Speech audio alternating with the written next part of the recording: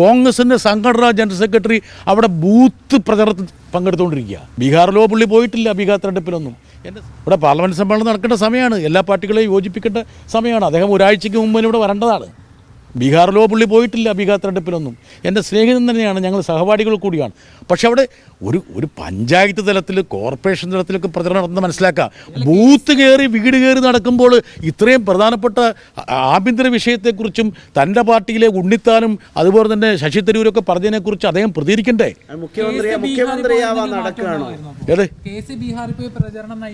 എന്താ സംശയിക്കണേ? സംഘടനാ general secretary അല്ലേ KC വേണുഗോപാൽ? കോൺഗ്രസിൻ്റെ സംഘടനയെ നയിക്കേണ്ട വ്യക്തിയല്ലേ അദ്ദേഹം?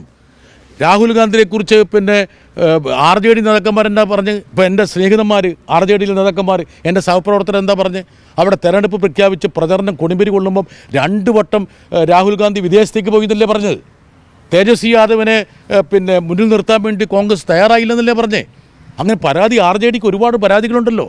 അപ്പോൾ സംഘടനാ ജനറൽ സെക്രട്ടറി അല്ലേ? അതല്ല രാഹുൽ ഗാന്ധിയുടെ കാതും കണ്ണുമായിട്ടുള്ള സംഘടനാ ജനറൽ സെക്രട്ടറി അല്ലേ ഇക്കാര്യങ്ങളൊക്കെ തിരുത്തൽ നടപടി ചെയ്യേണ്ടത് അല്ലേ? അങ്ങനെയല്ലേ? മുഖ്യമന്ത്രിയാവാൻ ശ്രമിക്കുന്നു. ഏത്?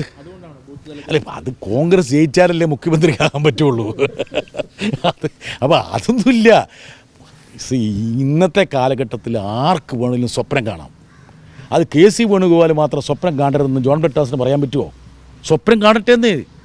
പക്ഷെ അദ്ദേഹം ഈ കോൺഗ്രസ് എന്ന് പറയുന്ന ദേശീയ പാർട്ടിയുടെ സംഘടനാ ജനറൽ സെക്രട്ടറിയാന്നുള്ള കാര്യം അദ്ദേഹം മറക്കരുതെന്ന് അദ്ദേഹത്തിൻ്റെ സഹപ്രവർത്തകരും കോൺഗ്രസിൻ്റെ സഖ്യകക്ഷി നേതാക്കളും കൂടി പറയുന്നത് അദ്ദേഹം കേൾക്കുന്നുണ്ടോ എന്നുള്ളൊരു സംശയം മാത്രമേ എനിക്കുള്ളൂ.